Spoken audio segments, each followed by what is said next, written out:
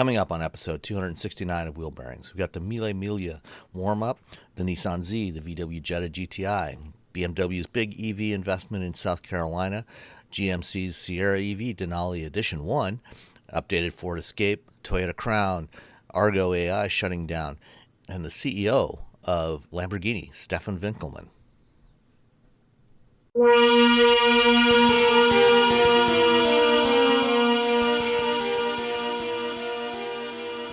This is episode 269 of Wheel Bearings. I'm Sam Abu-Al-Samad from Guidehouse Insights. And I am Nicole Winkelmann from the Fast Women podcast. And Robbie is in Japan, I think. Yes, I think he's still in Japan. I think he's still there, yes. And sorry we didn't, Robbie and I didn't manage to get a show out for you last week. He had some last minute things he had to do before going to Japan, and so we just could not get our shit together. I love the honesty. Could not get our shit together. Sorry, everybody. But for those of you that are Patreon supporters, yes. You did get some content in your Patreon feed this week. An interview I did with Mikhail Jung-Aust, who is a cognitive scientist at Volvo. And we talked about their driver understanding system that's going to be debuting on the new EX90 and also on the Polestar 3 and then coming to other vehicles as well. It's a really interesting conversation. At least I thought it was interesting. So, if you want to hear it, subscribe, support us on Patreon, or, eventually it'll show up on the main show as well. But, you can hear it now on the Patreon feed. There you go. So, Nicole.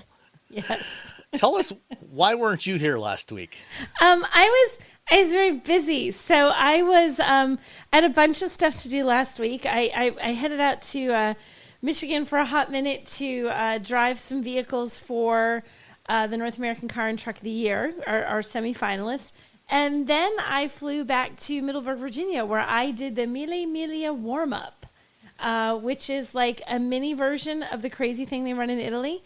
And Alfa Romeo gave us a Stelvio, me and Eilleen Falkenburg-Hull, who is my co-host at Fast Women, and we drove that through and learned how to do it. Sam, are you familiar with what they actually have to do in this race is in this Italy? Like a proper, like a road rally where you've got timing, you've got to hit every segment's got to be done within a certain time window and so on. Yeah, so it's fewer miles and fewer cars than what you have in the Italian one. In the Italian one, everything has to be the name Mille Miglia right. literally means 1,000 miles. Right. Yes. And so we don't do that many. We do about half that. And in Italy, they all have to be 1957. I hope it's 57. It might be 59. 1957 or earlier. In the U.S., there's the 1957 or earlier group of cars, but you can also enter newer cars, which is why we were able to drive in a Stelvio, which you could not drive if you're doing the one in Italy. These cars are amazing. And some of these people had their cars brought over from Italy, and they're these beautiful old vehicles. They were just gorgeous. And a lot of these guys, because apparently this kind of race is a lot more popular in Italy, like you can join car clubs and kind of like do this on your weekend, like we do Cars and Coffee. It's like, hey, let's do this rally this weekend. And the thing that was different for me, because I've never done this before, I don't know if you have, Sam, but it makes me think of the little rubber tubes that you run over like in a gas station that was still self-service. So when you run it over, it goes like ping, ping to let you know you're in the gas station. Well, you hit one of those and then you have, say, 10 seconds to get to the next one. Exactly 10 seconds. Not 10.1, 10. And for every 100th of a second you're off, you get a penalty. So, and then as soon as you hit the next one is, say, 18 seconds. And then the next one is 40 seconds. So you have stretches of these sort of time trials like that. And it's not like this distance is consistent. You might have to hit the same little distance in 10 seconds. It might be twice that for the next one, and it could still be 10 seconds. So it's not easy. Like hitting that little rubber thing and then hitting that little rubber tube again, it's really hard. Like, it seems like it should be easy. So do you have it's pace hard. notes to work from and that tell you, like, your time for this segment is 20 seconds and here's the speed you need to be going to do that? They don't tell you a speed. They just tell you have to get from, like, it'll be like, say there's 5 of them. It'll be like 10 seconds, 20 seconds, 18 seconds, 17 seconds. So you know the time. And you have this little thing called a Zero. It's the company that makes it. So it's a little time device that your navigator can use. And as you hit the first little tube, they can click it.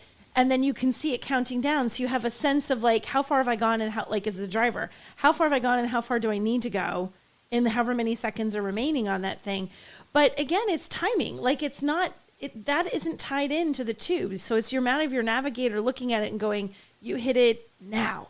And if they're a few, like a little bit over, a little bit under, then your guess is a little bit over, a little bit under. You know what I mean? Mm-hmm. So, and they spend the first day of the one in the U.S. as a warm-up day, and they basically teach you this. And then you spend the whole, the day learning how to do that. And they also have the other sort of time thing, like you have to start the day at a certain time and end the day at a certain time to the minute. That's actually a little bit easier because they have a clock right there, and you need to come in at 3:42. You wait for it to 3:42. You pull up, you hand on the card. As long as you haven't gotten horribly lost and are late. But the other thing you have to do is they'll have a stretch of road, and it will say, okay, starting here, from here, you have to drive at exactly 51 kilometers per hour for, this many miles. So but it's not a straight line, a flat road. There's turns and there's hills and there's uphills. So your navigator is looking at an app and trying to make sure that you're staying on that average. And you as the driver are going a little bit faster, a little bit slower, a little bit faster, a little bit slower to stay on it. So it's all about this precision that you're trying to do. And we'd never done it before, completely never even tried this anywhere before. So we were novices at that. And I feel like we learned a lot. We came up with our own sort of little way of communicating, like for how fast to go and to slow down. And we did pretty good, Sam. We thought that we initially were like, I just want to finish and not be last. I just want to finish and not be last. Like that was my goal. I'm assuming based on your tone that you weren't last. I was not last. So they finish up the whole thing. This is cute because it's outside of Washington, D.C. You go into the Italian embassy. So you're finishing on Italian soil. Cute, right? So we're listening to the announcement, and I thought, okay, maybe for the later era, the post-Mille era, maybe we'll get like third. We'd have to do really good today to get third. Let's see if we get third. Maybe we'll do it. And they announced the team that's in third. And I literally turned to Eilleen and I'm like, I swear. I'm like, damn it. I must have screwed up. I'm so sorry. I screwed it up. And then they're like, and in second place, team 19. And I'm like, wait, that's us. So we actually got second place for the modern cars. They give us a little trophy. And then what we didn't catch is in addition to getting second place for the modern car, we were the number one novice. We were the best finish for any novice regardless of the car, which means you get a guaranteed acceptance into the one in Italy. So I still have to have a car, you still pay the entry fee, you still have to do that, but I guess there's normally around 800-ish people who apply to drive in it in every year that they have the money, they have the car, they have everything is just right, but then the race organizers decide which cars they want. So they might only take like 600. So you're not guaranteed, even if you have everything good to go, that they will say, yes, you can race. Well, this little certificate that Eilleen and I got means like, as long as you get a car that fits, you can race. So is Alfa Romeo going to loan you an old car to race? I haven't figured everything out yet, but the other part of it is that, where it can only be old cars, they do have an EV category that you can run in now. Of course, the EVs are not old cars. The EVs are new cars. So it's TBD, to be determined exactly what, how, who we will be doing for Italy, because this literally, we just wrapped this up, I don't know, like a couple of days ago. It feels like if not that long ago.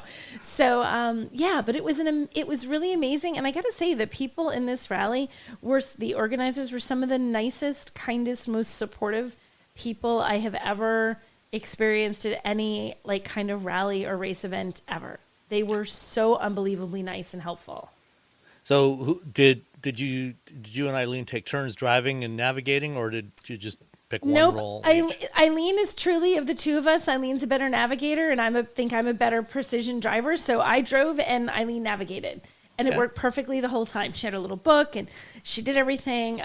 We even practiced stuff, like I was trying to time stuff, and I was like, I'm having a hard time figuring it, because on an old car, they actually put a little piece of tape on your door sill, on your windowsill, like on your door, to help you with this. You can kind of eyeball where your tires are if you just sort of lean out the car, right? If you lean out the little way, you can't see that in a modern car because everything's too big because of all the safety things.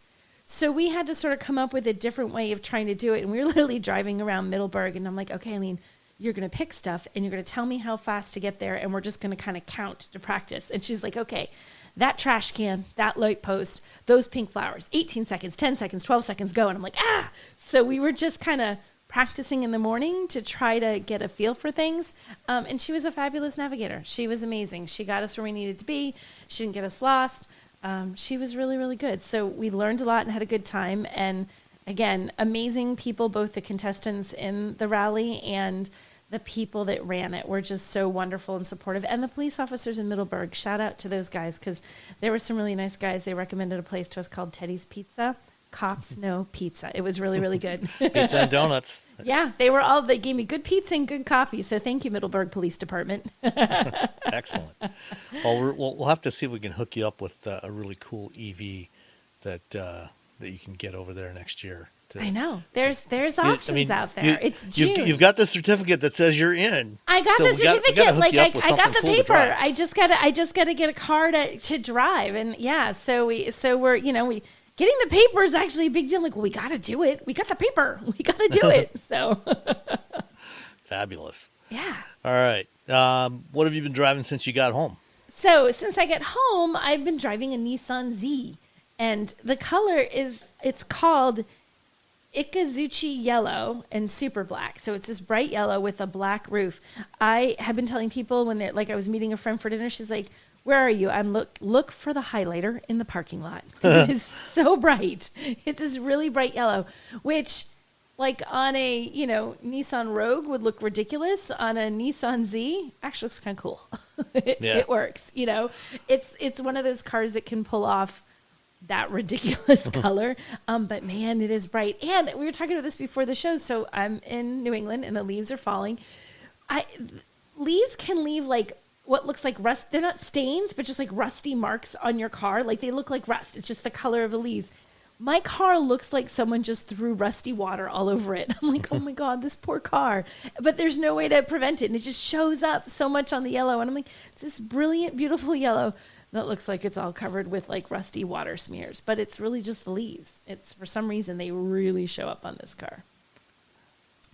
So what do you think of driving it? It's super fun. Yeah. It's really, really fun. So it has a manual transmission. Woohoo! So I get to do the fancy footwork, which is fun because you just don't get very many cars with a manual transmission anymore. You just don't. And if you know how to drive one, it's sort of refreshing to get behind the wheel of one again. It's fun to be able to get on the highway and traffic is heavy and you think, oh, I want to get around. I'm like, wait, I can downshift. I can get around those guys. And just to downshift and get around heavier traffic and just the sort of sound and the visceral experience of driving a manual transmission. And this is a sporty car. This is a sports car. It's not pretending to be a sedan. It's not pretending to be something else. There's no pretense of, it's like fake back seats, It's not like, oh, you can put 4 people in here. No, you couldn't. Like, no way. Like, we're not even giving you back seats. Nope, we're not even going there. Like, this is a 2-passenger sports car that is all about being a sports car, and it does it well. It's unbelievably fun to drive. You get that little bit of harshness on like potholed streets. You feel it because of that sporty suspension, but like you're buying a sports car.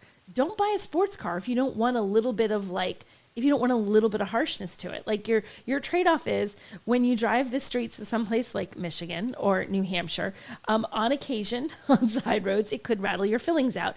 You won't care because when you get on the highway, you can do the whole downshift thing and go fast and have a good time and enjoy it. You're like, oh, worth it. Who needs fillings? And when you get on a twisting road, this car is so good. It's so fun. I really genuinely like this. And this is the second time I've driven this. We had the Ragtop Ramble in the summer, which we drive from Massachusetts up to Maine. And I had the blue one. There's a really bright blue.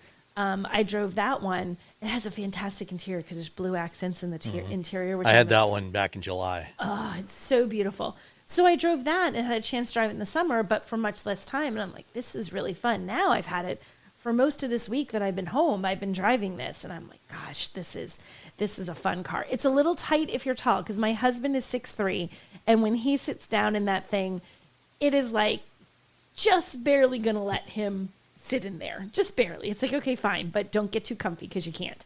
I think, and he sat in the driver's seat. And I said, tell me, could you? And he's like, the proportions are so small that to shift, to do the footwork is almost a little hard when he's like, I don't have the room to move my legs. Knees are kind of up underneath. Yeah. He's like, your knees kind of, he's like, it's a little too tight. He's like this, he's like, it was a sacrifice you'd be willing to make if it, for the fun of it. He's like, but it is at 6'3", it gets a little tight for somebody, just because there's just not that much room. But I mean, for everybody else, for people who aren't super tall, this is an unbelievably fun car, and it's not outrageously expensive. It's around, depending on what you get, like let's call it 49 to 52-ish somewhere. It's like $50,000-ish car, which isn't cheap, but it's also not like you're not spending 80 grand on this, So it's a somewhat affordable option in the grand scheme of sporty little cars. And it looks actually cool. the base model, the Z Sport, which has the same powertrain, same power, it starts at $40,000. Okay, so even better. Yeah, see, I had the performance, so mine was a little bit higher, but yeah, 40 grand. 40 grand for a legit sports car. Like they're not messing around. And the funny thing is I came out, I was at Target, like one does, and had parked the car, and these like young guys that were in this like souped up BMW, because they were parked, like, we're head-in parking, and they were parked behind me, and they're, like, checking out the car, like, wow, they're all looking, and I'm like, this is going to be funny, because they're not thinking that I'm the person that's going to get into the car. And they're all checking, I click it to unlock it, and they, like, look, and I can see them do this, like, nice car. I'm like, thanks, guys. It's like, as they hop back into their little BMW. So it does attract attention. Like, a lot of people commented on it. We're looking at it. I mean, partly because it's the color of a highlighter, but it also it's a good looking car, and it's unbelievably fun to drive. If you're looking for a fun sports car that's not going to make you broke, that is fun to drive and has a nice little manual transmission, Nissan Z. It's worth it. And it's also, practical enough, for a weekend getaway with your partner. I happen to have had it in July, right before my wife and I went on vacation, and we drove it to the airport, and I dropped it off at the airport to be picked up. There's enough room in the back in the cargo area for 2 standard sized carry-on bags, plus, a couple of backpacks and a few other odds and ends. So, there's enough room in there for you to get away for a few days and, not have to figure out where you're going to put all your stuff. Well, and it's funny you say that, because I had to run to the grocery store today, and I was not thinking about what I was driving, and on my list was toilet paper and paper towels, so I bought this giant things of it. And I literally, as I'm walking back to the car with my other groceries, I'm like, oh, this might have been a mistake. Like, I may have made an error. I'm like, we're going to find out. Open it up. If you put it, because, the roof, it's the glass is sloped. If you put it to the further back in their little trunk hatchback area, it fit. Like, I had the paper towels and the toilet paper on there. I'm like, they're not even squished against the glass. So there's like actually room. And the rest of my groceries fit in there too. So surprising little amount of cargo room. You can put stuff back there, which is nice. That's what happens when you don't bother trying to put a fake back seat in. Exactly. Instead, you have usable cargo room, which is far better, because no one's going to ride in the back seat of all those little sports cars that say, we have seating for 4. No, you don't. You have 4 seat belts. That's not the same as having seating for 4. And you can seat 2 humans. That's it. Excellent. All right. Well, I also had something fairly sporty that also had a 6-speed manual transmission. Ooh. Which surprised me. It was the 2022 VW Jetta GLI Autobahn. So this is basically a GTI with a trunk. Is what it is. And if you like driving a GTI, you will like driving this. Now, personally, if I was buying, and smaller cars like this, or small to mid-sized cars, I like having a hatchback. I like that extra flexibility of that large rear opening. But this is a sharp-looking car. I think it's better looking than the previous generation Jetta, and frankly, there's not that many sedans left in this segment. So if you want a sedan, the Jetta is one of the few that you can still get, and just about the only one you can still get with a manual transmission if you get the GLI. So this has 2-liter turbocharged 4-cylinder, direct injected, 228 horsepower, 258 pounds-feet of torque. So it's the exact same powertrain that you get in a GTI. Basically, essentially the same suspension setup. Just adjusted marginally for the weight and any weight differences and so on, but essentially the same setup. And with the Autobahn, you get these really sharp-looking alloy wheels that kind of twisted around, twisted spokes. The one I had was in this lovely shade of red. Ooh, nice. And it had some red accents, in the grill, the lower part of the lower front corners. For what looked like the brake ducts, they've got little red bits of trim around there. Red brake calipers, of course. Ooh, I see it. I just loaded up Volkswagen site. That's slick looking. Yeah. That looks good. It's got comes with a sunroof on this one. Seats are comfortable. The 6-speed manual is a slick shifting gearbox. The engine is fairly torquey. It's not a muscle car, but it's plenty quick enough, and you will have a lot of fun tossing this thing around. It's got that classic VW handling. When you really push it, it'll lift the inside rear wheel a little bit, and you can balance it with a little bit of adjustment on the accelerator pedal. So it was great fun to drive. Really enjoyed it. This one, the infotainment system is not like the one that's in the ID4. So it's a little bit better interface. Still has some physical controls on there. It does have the touch controls on the steering wheel for the various controls on the 9 and 3 spokes, and it does have haptic feedback. So it's actually it's not the worst touch control setup I've found on a steering wheel.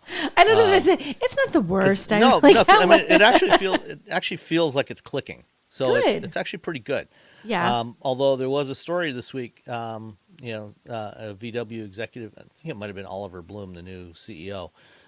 Somebody from VW was saying that we're going back from those. We're going to get rid of those and put proper physical switches on there again. Oh, on the steering wheel? Yeah. Yeah. So they'll be getting physical controls back. Didn't say anything about whether the ID4 will also be getting some physical controls instead of the touch controls below the touch screen. Okay. That would be nice. But this is about the Jetta GLI, and if you want a compactish to slight lower mid-size sedan with a manual transmission, you might want to go and grab one of these because I have a feeling that this may be the last one that's available in the marketplace. Yeah, I think you might be right, Sam. I tend to agree with you. You can still get a manual in the Civic, right? The Civic sedan. The Civic, I think, still hasn't. But what's it, 2? Yeah. Two? So it's basically this and the Honda Civic. So if you want a manual in a sedan, these are probably your last choices. Buy it now frankly, or forever hold your peace because they're not going to be around long. Right, they're both great choices. They're both a lot of fun to drive. This has a little more power than what you can get at least in a Civic, SI or any of the standard Civics.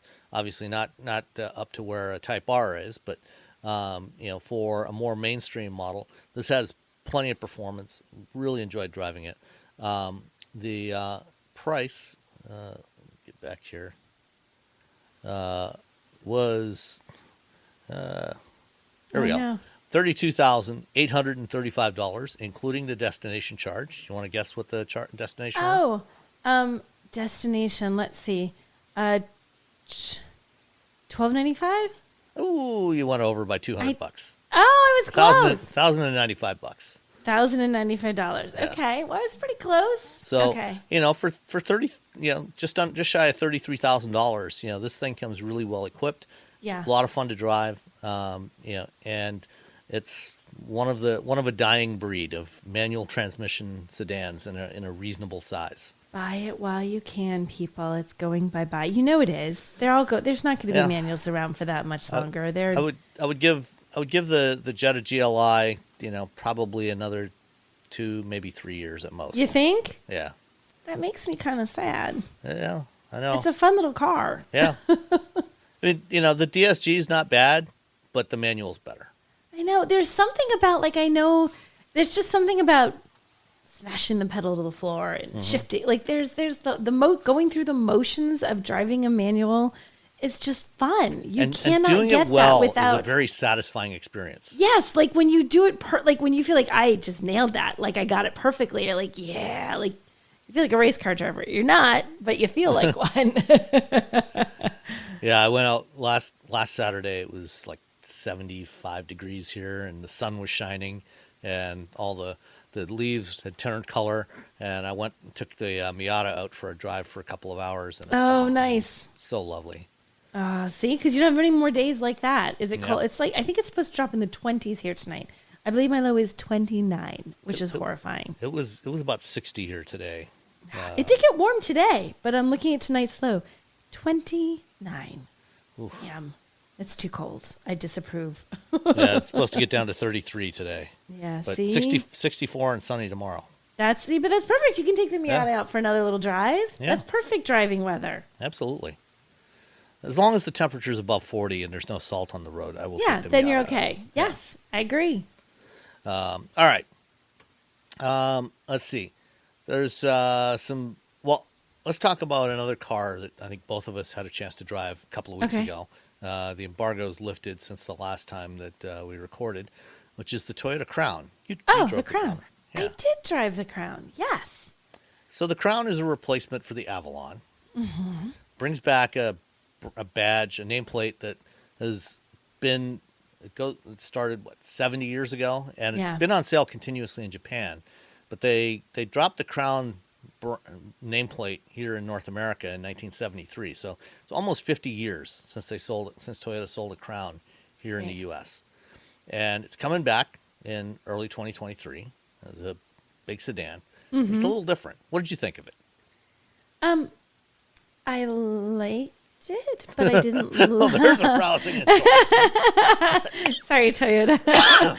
Look, I made Sam. I killed him. I've killed my co-host. No, I liked it. I didn't think it was. I guess I wanted it to. I love how I think the styling is kind of neat. I like how the two-tone thing they have going on, where you can get that like black hood and the black roof. It makes it look kind of fun and sporty. Like I think it looks better than an Avalon. I don't know that I feel like the drive was particularly amazing. Like it was, I feel like fine is such an insult, but it was fine. Like everything was solid. Everything was good. The interior is fine. The infotainment, everything was fine, but nothing was particularly overly impressive to me. What did you think, Sam?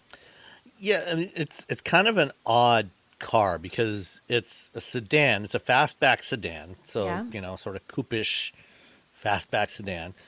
But it's 4 inches taller than the Avalon. But it only has an extra half-inch of ground clearance. So, like, it looks like it should be like, oh, I got kind of an SUV thing, but not quite. And it's like, no, not even close. Because you really didn't, you get no SUV-ish ground clearance. You just have a little bit of that styling to it. Yeah. And you would think that, okay, they've kept the floor roughly where it was before. They lifted the roof by 4 inches. This thing's going to be cavernous inside. And it's not. It's got basically the same interior dimensions as the Avalon did. Yeah. Which means that, they lifted the floor and the roof by 4 inches. Yeah. And there's like 3.5 inches of empty space under it. Maybe it's hard to tell. My guess is when I went back and looked at the specs, my thought was, okay, they must have designed this to package protect it for a battery pack for an EV. Yes. And at some point, they will launch a battery electric version of this. It's funny that you say that because several of the people I was talking to at the launch, as we were talking about what you've just said it's got to be an EV. It's got to be because there's an EV. Everyone had that same sense, like not next week, but like it's somewhere down the line. But this does have, the one thing that was cool, they have the powertrain, and I'm desperately, they call it a hybrid max. Am I getting this right? So it's standard hybrid across the board on all 3 trim levels. Right. But there's 2 different hybrid systems. Yes. So there's the hybrid, and kind of think like a hybrid. It drives like one. There's nothing new. But then they It's- have the hybrid max, which is, it does have better performance. Oh, yeah. It is a significant difference. So, but you also take a fuel economy hit. So if you're buying the hybrid, a hybrid car, because you're like, okay, I'm all about fuel economy, gas prices are going through the roof, my budget's going to be out the window, I am really focused on that fuel economy, I have a long commute, I'm driving all over, you get much better performance out of the hybrid max, but it was a pretty big fuel economy hit, as I recall. And of course, I can't find the figures as I'm looking at this. It's about 31 miles per gallon combined for the hybrid max and 41 for the There you standard go. hybrid. So you're talking about 10 mpg. Yeah. That's But, not. It's not like you know, it's for not a car small this amount. size, 30 miles per gallon is not bad. Well, it's still good. That's what I mean. It's not bad for this car, but like there's a big difference when you go to the hybrid max. You definitely, like, sometimes, you know, like when you look at like a front wheel drive, all wheel drive car, it's like, oh, you lost 2 mpg. It's like, oh no, you lose a lot of mpg when you go from the hybrid to the hybrid max. So I still think I would do that though. I would still go with the max because I liked how it drove so much better. It would be worth it to me. Yeah, I would do it. I totally agree. So the base powertrain is the traditional Toyota hybrid system. You know, it's basically the same powertrain that was in the Avalon, and you'll find in the Sienna and the Highlander and the Camry hybrids, and the RAV4 2.5 liter 4-cylinder with the hybrid, the eCVT hybrid. So, you know, when you're accelerating, it'll rev up to 4,000 RPM and sit there at 4,000 RPM waiting for the car to catch up, you know, to speed. It is all-wheel drive, but it's like all-wheel drive. It's on-demand all-wheel drive. So it'll only put about 10 or 15% of the torque on the rear axle. It's electrically driven rear axle. So that, you know, so it is essentially the exact same powertrain that you will find in a Highlander hybrid, RAV4 hybrid, or the Sienna, which is a standard hybrid. Yeah. Then the hybrid max is the same setup that is in the Lexus RX 450h or 450h F Sport or the 500 RX 500. I'm going to admit I'm now lost in the It's- alphabet soup there, Sam. It's the top of the line new Lexus RX, whatever number goes with that, and that's a 2.4 liter turbo 4-cylinder, and instead of the continuously variable transmission, it's got a standard 6-speed automatic hybrid system. And that one, it has a more powerful electric motor on the rear axle. So it's doing all-wheel drive all the time. So it feels a lot better balanced. It's a lot more responsive when you want to accelerate. You do give up that, you know, that fuel economy, but it's a lot more enjoyable to drive, a lot more pleasant to drive. I would, without a doubt, go with a hybrid max engine powertrain. I'd do that without even having to think about it. I'm like, oh, that's the one right there. That's what you want. Yeah. The trunk size is pretty decent. Like it's big enough to accommodate, I think, 4 carry-on bags on their sides. And then, you know, some additional detritus in there. It's the back seat is fairly roomy, but again, you know, given the height, you know, you have a taller hip point, so it's easier to get in and out of, so you're not dropping down into it. So for those of us that are getting old, you know, it's a little easier to get in and out of. Well, and that actually is a big, like, you know, my mom has mobility issues, so very often when I take her out to lunch and we have various cars, it's a little test of like just how easy is this for someone who is not spry any longer. And I literally thought about it, I'm like, the seating position, the way that hip point is, that would be much easier for her to get into. So if you have mobility issues, or if you're frequently carrying those who do, this is definitely a good car to at least test drive at some point and check it out, because I think it is going to be easier for people who are having a little trouble getting in and out of a car. Yeah, and it's got the new Toyota infotainment system, which is quite nice. You know, aside from the one complaint I've registered on a couple of occasions before, that it will only show you one thing at a time. Yeah. You can't do a split screen with navigation and your audio controls on the screen at the same time. But I do love how responsive it is. Like when you say, hey, Toyota, most of the time it hears you on the first try, and it does a really good job of like, hey, Toyota, where's the nearest Starbucks? And it's like, here's your Starbucks, Nicole. Like, it finds it pretty quick. It's not like, here's Star Sword. I'm like, what? That's not what I said. You know, it does a good job of figuring out what it is that you said on the first try, and that's a big deal for me. And unlike the Lexus RX that absolutely positively refused to recognize my voice under any circumstances, but always recognized Tanya's voice, Tanya Godzik, who I was driving You're with. really bitter about this. You've mentioned this more than once, Sam. You're holding a grudge. Just a little.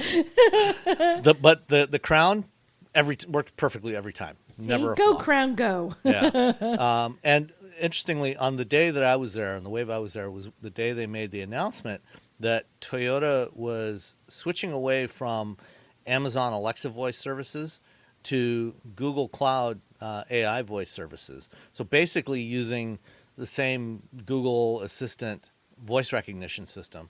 So the way the voice works in this new Toyota system is, you say something, if it has connectivity, it'll send it up to the cloud, do the voice recognition, and return whatever response is appropriate. And then it's got a subset of that built into the car if you don't have good connectivity.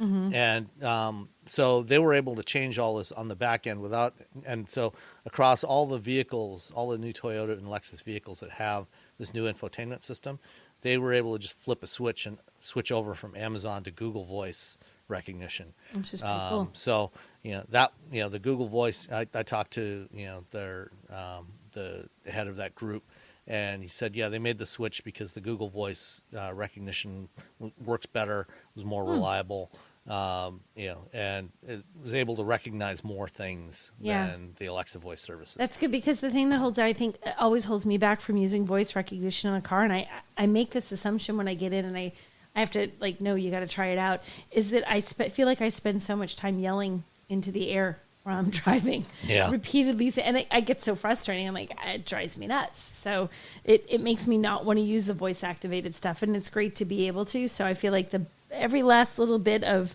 better recognition that they can put in there, huge. So that's good news. And I can't remember the pricing on the Crown. It's free. Let's see. Nothing. Isn't that how it goes? There's no nothing is pricing free. on it. It's free. Wait, I'm looking to see if I see it here. Was it listed in this? I got to find my Brain cramp. my Ford Guys, we wheels were review. unprepared. Sorry. I know. I'm looking at it right now. Where did you put it in here? I'm reading your review. Did you not put pricing in this review? $39,950 Okay. for the XLE, which is Oh, the there it base is. model. Okay. And the limited is $45,550.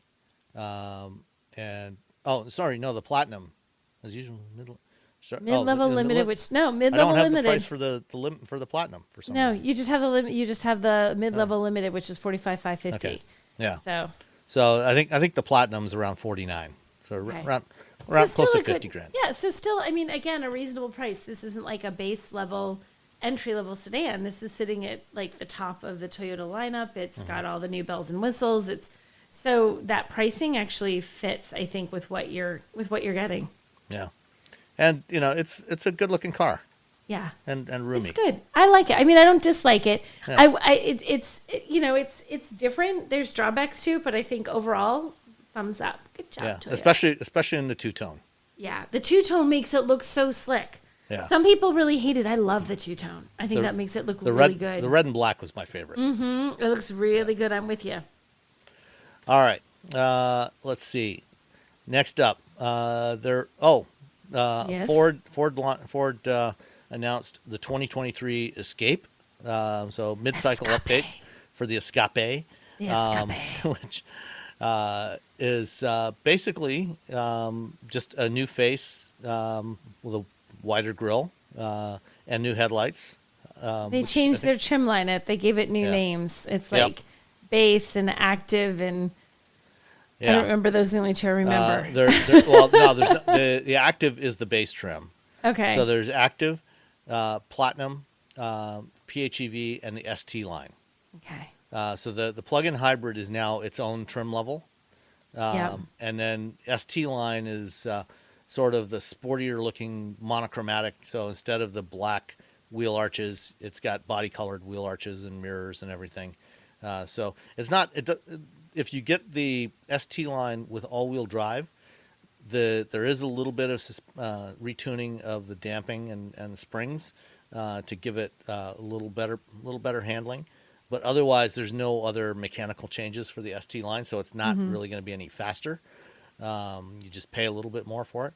The big difference is in the interior, where it now has the same 13.2-inch touchscreen that you'll find in the updated Corsair, Lincoln Corsair, and in the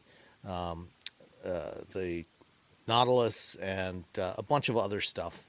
It's widely used across a bunch of Ford and Lincoln vehicles.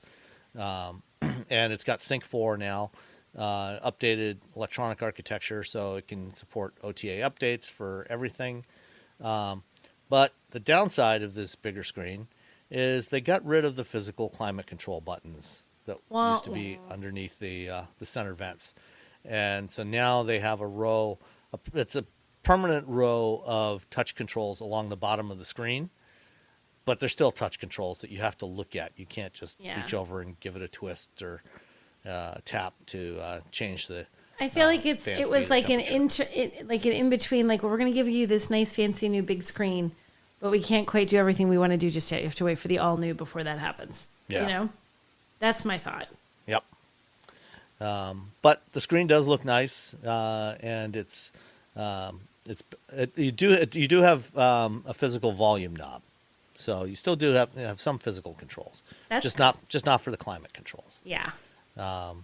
And no pricing on it yet, but the order banks are open, and they should be hitting dealers early in the new year.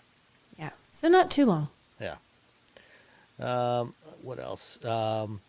The GMC revealed the Sierra EV Denali Edition 1, which is their version of the Silverado EV. It's got distinct styling from the Silverado.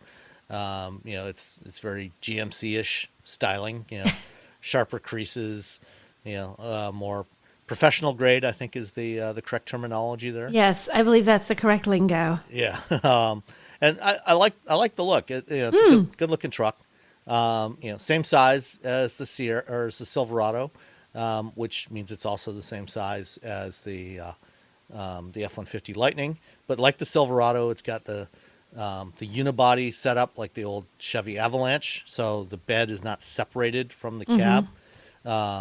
You've got the cab is a little bit longer than what you get on the Lightning. So it's the same architecture as the Silverado, and it has the midgate.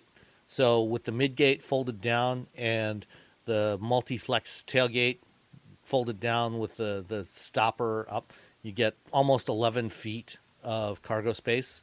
And they were showing it off with a half inflated inflatable paddleboard.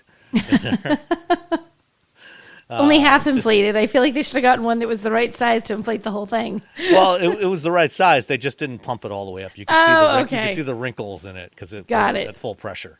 Got it. But it was an 11-foot paddleboard. Okay.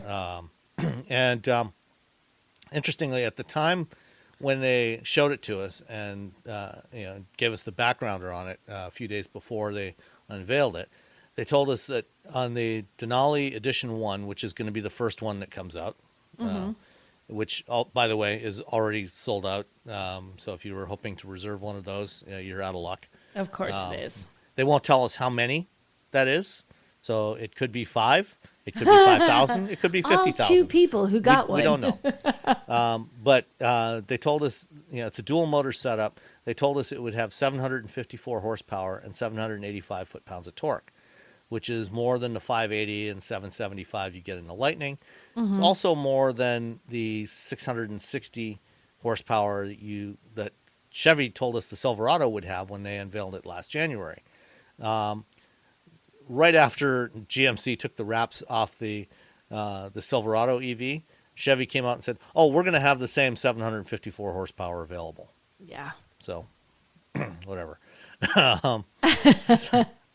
So more than enough horsepower. All the horses you could want. Yeah, same 200 kilowatt hour battery pack that's in the Hummer EV and the high end Silverados. They wouldn't talk about how much it weighs still, which means that it probably weighs somewhere between 8,000 and 8,500 pounds.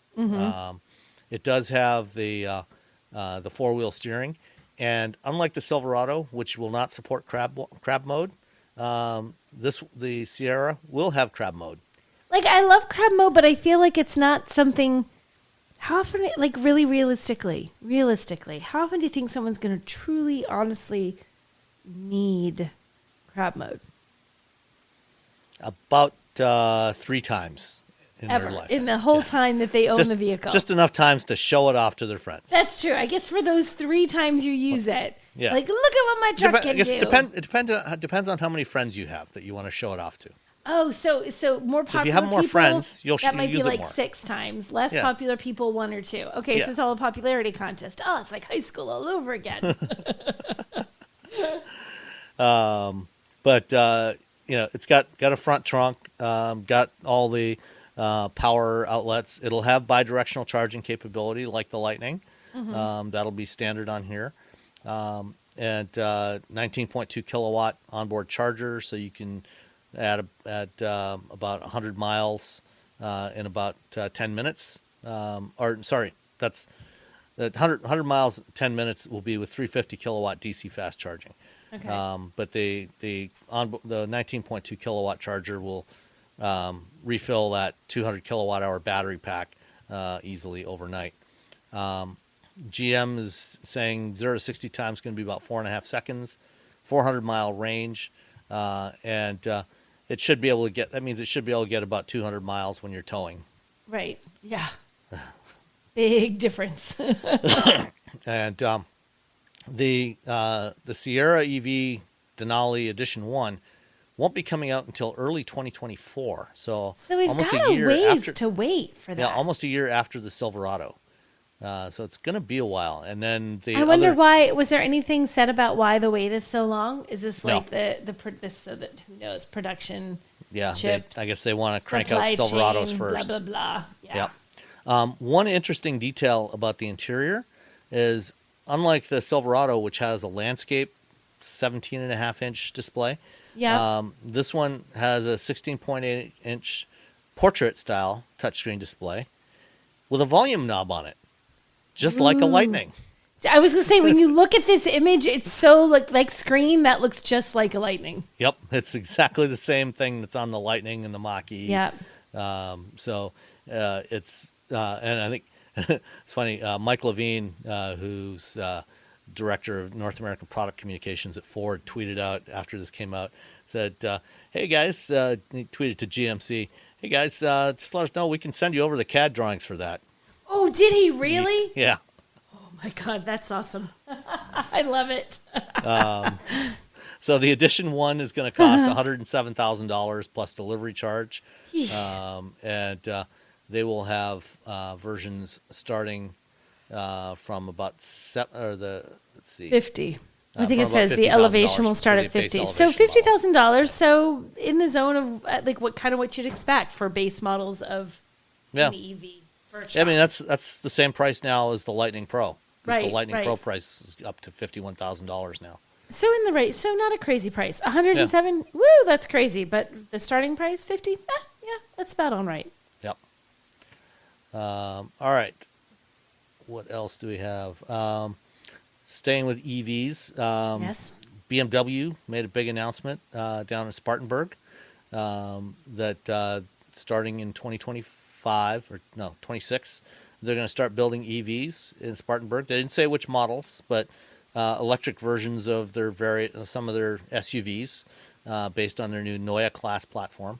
They're investing $1.7 billion to tool up for EVs, $1 billion for the assembly plant, another $700 million to build a new battery pack assembly plant, and then Envision AESC, which started off as a joint venture between Nissan and NEC to build batteries for the Leaf, and then was sold off to another company called Envision, is building a nearby cell plant that will be providing the cells for BMW, a 30 gigawatt hour roughly cell plant. And they're going to be spending about $3.5 billion on that plant. They're investing some serious cash there. They are, and they're planning to churn out a lot of EVs. I think The Spartanburg plant has a capacity of 450,000 units a year. Wow, that's a lot of cars. It's BMW's largest plant anywhere in the world. Oh, really? Yes, their largest assembly plant. I didn't know that. That plant is also the single largest exporter of cars from the U.S. And of any, roughly, I think No they kidding. export about 250,000 vehicles a year. So from it's there. not even like most of them are staying here. A huge chunk of them is going. Yeah, about a little more than a third of their production goes overseas. Okay. Because most of the models they build there, the X5, the X6, the X3, the X7, are only built there. So they're building those vehicles, those big SUVs for the global market. Yeah. And they export more than any other plant in the U.S. Wow. And they're saying they'll have about 300,000 units. They're initially going to have about 300,000 units of EV production there. So that'll be interesting to watch. Uber, if you're taking an Uber in the coming months, you will probably find that it will be taking fewer left turns. This makes me think of UPS, because UPS trucks are supposed to follow a path where they make as few left turns as possible because it wastes less time and gas, and they can get more done in a day if they don't make left turns. And it's safer, too. And safer, because you have to cross across traffic. Yeah. Yeah. FedEx and UPS and other delivery companies have been using this strategy for more than a decade of doing routing. Instead of making a left turn, they'll go around and do 3 right turns because it's a lot safer, and you spend less time sitting there waiting at intersections to do left turns, right. Whereas you can usually go through do your right turns right away. Yep. And Uber is going to be doing the same thing. They've got their own routing engine built into the Uber app for drivers now, and so they'll be doing setting up the routes with as few left turns as they can get away with. So you wonder how many people who know, sometimes you're taking Uber and you have no idea where you are. You just are, okay, fine. But if you're in a town or someplace where and suddenly you're like, wait, it's left there. And the driver's like, no, I got to go right. Yeah. I'll get there. Yeah, we'll be there in a minute. We'll be there in a second. Hold on. My thing says I have to turn right here. Yeah. All right. Did you know you can support Wheel Bearings directly? Head to patreon.com/wheelbearingsmedia and you can become a patron today. Your contributions will help fund the platforms and tools we use to bring the podcast to you. And exclusives and improvements are already on the way thanks to your generosity. So if you want to be part of an automotive podcast like no other, head to patreon.com/wheelbearingsmedia.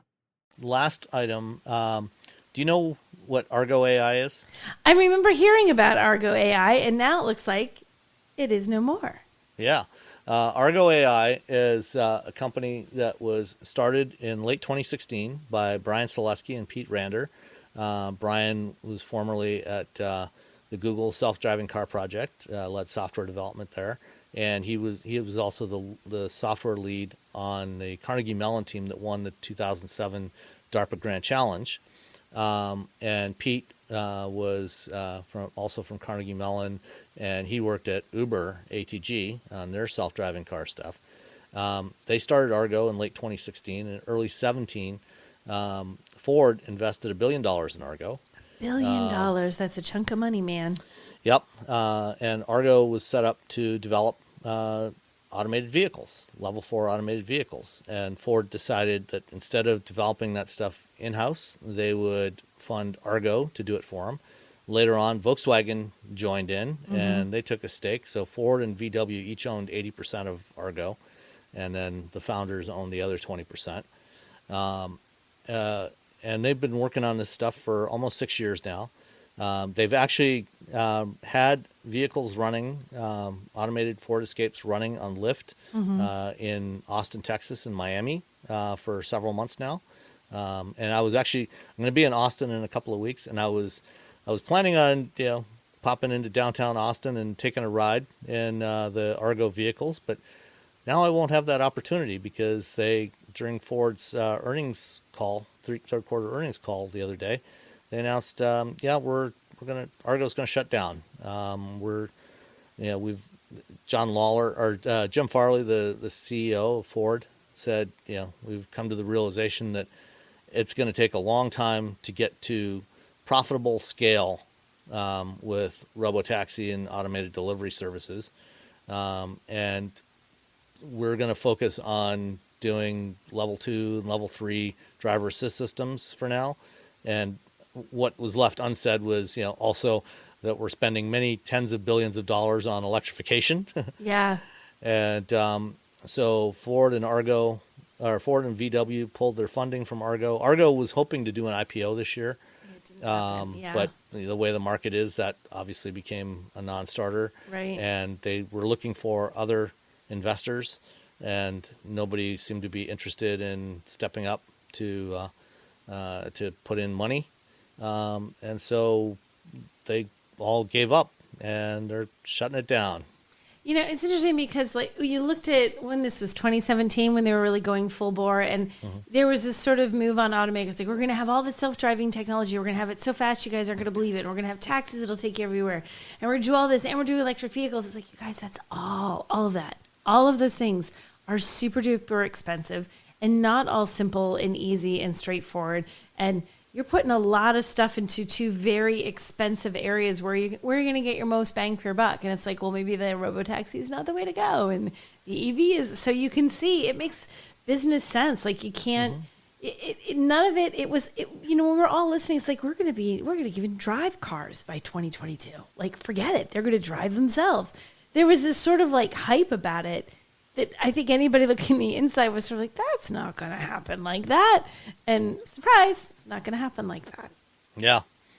No, I mean, I remember, Travis Kalanick, the former CEO of Uber, talking about, we're going to have robo-taxis on the road in 2018, start getting rid of human drivers in our Uber vehicles. And it's like, Not going to happen. I mean, that's a really nice idea. Cool. But no. Yep. So that's one. I've long been predicting that there would be a consolidation and a culling in the EV sector. There, by the time this stuff really got up to scale, there would probably be 4, maybe 5 or 6 companies doing this stuff globally.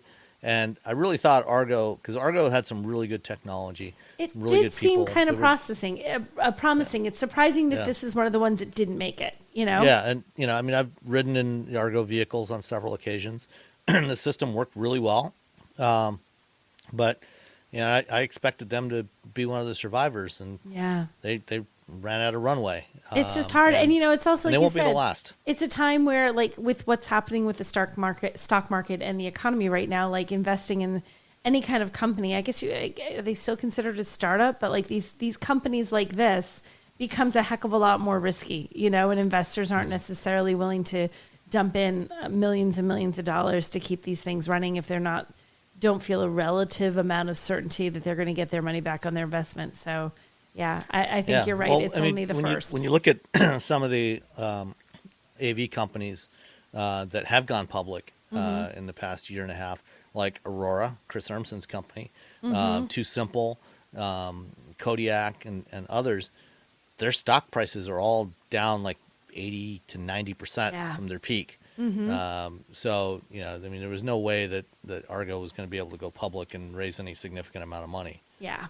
Yeah, I agree. It's a shame. Yeah, it's too bad. But, something else, I feel bad for the company and the people involved, because it's always hard when that happens at a place that you work. But, someplace else will pick up the slack. You know what I mean? It's just going to sort of shift it from them to somebody else who has either the funding or the tools or whatever. So it's always sad when it happens. It's like, it doesn't mean that it's over. It's just, it's going to have to go to somebody else. They just couldn't quite do it, All right. Last item for this week. I had the opportunity yesterday to have a chat with probably the best dressed CEO in the auto industry, Stephan Winkelmann. He is the CEO of Lamborghini. And he's always sharply dressed every time you ever see him at an auto show or somewhere. Very handsome man. Anyway, Stephan and I had a chance to chat yesterday for about 20 minutes or so. Talked about where Lamborghini's going, the future of the brand, going electric eventually, going hybrid first, and then going electric. So I'm going to drop that in here. Okay. And before do, please make sure you listen to that. Let's say goodbye, and we'll talk to you next time. Bye, everyone. Bye. All right. Well, hello, and thank you for your time today. I really appreciate it. It's a pleasure to meet you. We've never spoken before, but it's I'd like to it's been interesting watching the transformation of Lamborghini over the last 15, 20 years. During your tenure with the company, both your original tenure and now again, sales have grown more than tenfold in that time, and it's really become a very much a very different brand, but in many ways very much sticking with the heritage of Lamborghini. And I guess I'd like to hear your thoughts on kind of where you see Lamborghini today and where you see the brand going in the next decade. So that the brand today is a company which has 3 model lines. We worked in the last almost 20 years very much on building up a clear brand story by creating a business case from the 2 model company, putting derivatives in place, few offs, one-offs, and then adding a 3rd model to foster the results and to enable the company to grow further in the future. Now, the next big challenge is to have a clear transition between internal combustion engines into the hybridization first in the next couple of years, and then to move into full electrification starting from the end of this decade. So these are the big challenges of the next couple of years, and for sure the entire decade of the 20s.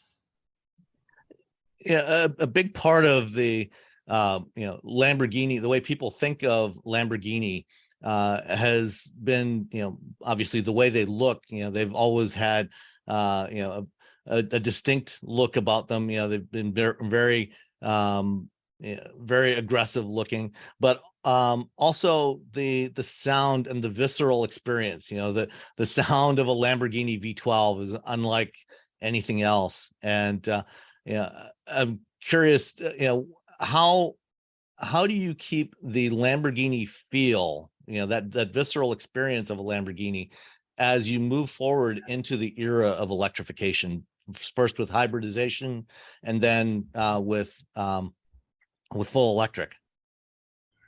So there are 4 elements which are for us the key identifiers of a Lamborghini. One is the design, and we will continue to have a very distinctive and very recognizable design, but also very different from one generation to the next. The second one is the hard facts in terms of performance, means the numbers, seconds and mileage, top speed and things like this, lap time. And the third one is the perceived performance. So how you perceive the emotion of driving a Lamborghini, which is not always one-on-one on, let's say, the naked numbers. Mm-hmm. And then the fourth one, as you said, is the sound. So in the years to come, the sound will be safeguarded. So with internal combustion engines on the hybrids, we will have still the incredible sound of our engines. For the full electric era, I have to admit that we have not decided yet if there will be, let's say, only the sound of the electric engine, so the particular sound which is this, or if we create a sound which is then the new sound for Lamborghini. This is something which we have not decided, and we are not in a rush to decide this, because we also want to go into it and understand a bit how this can be best handled, not only for today, but also for the generations to come, for the younger people, which have a different mindset maybe of the ones who are driving the cars today. So as you make the transition to electric, is the plan to have the entire lineup become electric? And what kind of time frame, or do you plan to keep some, at least for a time, keep some hybrid vehicles in the lineup? Keep some internal combustion in there? We have the legislator is telling us that by 2035, 2036, we need to have, and this is also valid for a lot of states in the US, for example, that have to be zero emission vehicles. Today, it seems that there is a ban, at least in the European Union, which is not finally decided, of gas and diesel engines, but there is still the idea that there could be other types of technology valid after the second half of the 30s, so after 36. And we are today looking into the end of this decade to electrify, fully electrify those cars which are more daily usable, like the Urus or the fourth model, which will come as the first full electric car. For the two super sports cars, the Aventador and the Huracan follower, we want to keep the hybrid engine or the hybrid system as long as we can, so also for the daily of the 30s. And we want to see if there's an opportunity, maybe with synthetic fuel, to have the technology of the mix of combustion engine and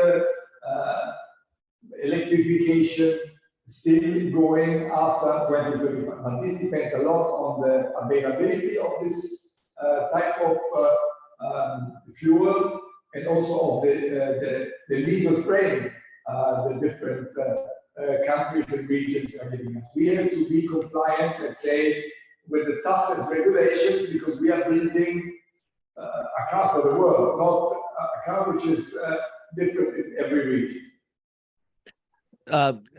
Clearly, a big part of the success that Lamborghini has been able to achieve in the last 20 years has been, because it has become part of the Volkswagen Group. You no longer have the financial challenges that the brand had for many, many years. As you move forward, how important is it that, or how much collaboration will there be between Lamborghini and your colleagues across the rest of the group? You're right. There are huge benefits in terms of being part of a group like the Volkswagen Group, especially in synergies and scale when it comes to purchasing, high quality and lower costs. Then also with the new software being more and more big part of the cars of the future. But I also have to say that we are a very solid company, and that we can finance the future on our own. So all what we are doing, and we have the biggest investments in front of us in the history of Lamborghini, this is all self-financed. So we have, yes, synergies, but we also have to act like an independent, a completely independent manufacturer, because the group is asking everybody to do a healthy business. And we have today the best results ever. We have a profit by the end of September of already 570 million euro. We have delivered 7,430 cars by the end of September. So we are approaching a new record year, and on top of that, we have more than 1.5 years of waiting time for our cars in production. So we are in a situation which is very positive. Yeah, you're on track now for sales of almost 10,000 vehicles this year, as you mentioned, an all-time record. How big do you expect Lamborghini to get? Is there an upper limit for a brand like Lamborghini in terms of sales? So then, for sure, we have to keep exclusivity. This is one of the things. Always build less than demand. As I said, we have an order bank which is exceeding already the 18 months. And in the past, we have increased our production capacity already twice. And the future challenges are huge because we are a capital intense industry, and the life cycles are getting shorter, the technology is moving faster. So if we want to protect our super sports cars, and if we want to have, let's say, a dream car also tomorrow, then it's important that we create enough profit to reinvest in the future. This said, we are not looking at the sales. We are looking at profitability and making the best out of every single car. So we are not looking to exceed certain numbers in terms of sales, because this is not what Lamborghini is all about, because we sell dreams and not mobility. Clearly, the Urus has been a major part of the growth in the last several years. Do you expect to add more models to the Lamborghini lineup in the coming years, additional nameplates? Besides, obviously, you've got the special limited production models like the new Countach and so on. But do you expect to add additional models to your main lineup of vehicles? Yes, we want to have a fourth model, which will be then the first full electric car, which will come at the end of this decade. This is the idea we're having. It should be then a GT, a T+2, a two-door car with a bit more ground clearance, because a GT car is important in our lineup, and this is difficult for a car company like ours. So we think that this is a good match for Lamborghini also in the future, because also Ferruccio Lamborghini, when he founded the company, he started with GT cars. So therefore, we think that this is a good add-on together with the two super sports cars and the SUV being the Urus. Okay. Let's see what else. Back here with my notes. So that first EV, that would be a higher ground clearance 2+2 GT, you said? Something along. Would it be fair to compare it to something like the new model that your competitors in Maranello recently introduced, the Purosangue? That sort of form factor? No, because we have our own history. The Purosangue is a four-door car, and it's a completely different technology. The Purosangue is an internal combustion engine car only, right. And is not what we intend to do for the fourth model. Okay. All right. Then besides the expansion of the lineup with the Urus, another thing that has changed for Lamborghini over the last 15 years or so is more of an involvement in motorsports. And I'm curious, from the Super Trofeo to your involvement in GT3 competition, and now your upcoming LMDH prototype. How important has motorsports been as part of building up the Lamborghini brand? I think you hit an important point. For us, it's very important because we started, as you said, with the one main race here, so with the Gentleman Drivers Cup. This was at the end of 2009, and from then onwards, we developed it in different regions. And even if Ferruccio Lamborghini was not keen to enter motorsport, I think today this has a very clear strategy for us, because on one hand side, it's helping us to test and develop the street legal cars, but it's also something which is very healthy, that you enter into competition with other brands. And on the GT3 level, we did very well as a newcomer. And the LMDH as an idea, not being a hybrid car and a hybrid championship. This is perfectly fitting also to our strategy, which is stepping in the next couple of years. So it comes really in the right time.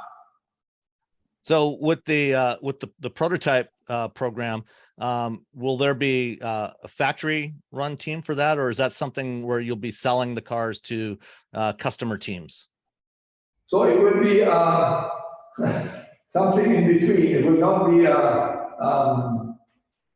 let's say a factory team, and it will not be an entirely team of a customer. So it will be a split responsibility. We are more into the development and preparing the car, and the team is more about, let's say, managing the race cars. And yeah, there will be a good collaboration model, which we will present in the next year. Okay, I'm looking forward to seeing that one. There's been some very interesting race cars coming out this past year, and both in LMH and LMDH classes. Right. I'll be interested to see. It's a very crowded, let's say, environment, and this is very healthy now, because we are not only inside, it's also wet, so we are covering the entire world, and this is a lot of visibility and a lot of opportunities, and this is good for our business. Okay. Going back for a moment to electrification. I know, prior to your return to Lamborghini, you ran Bugatti for a while, and they are now part of Rimac. Will they be involved, or will you be collaborating with them as part of your EV development? Well, Rimac is a supplier like many other, and we will decide in the future who is the best partner for us. There is no decision made so far. Okay. Well, I think that covers most of what I wanted to talk about today. Are there any other things that listeners should be thinking about, as far as Lamborghini and how the brand will evolve and grow in the coming years? No, I think we said it all. I think we covered up very well with the things you asked.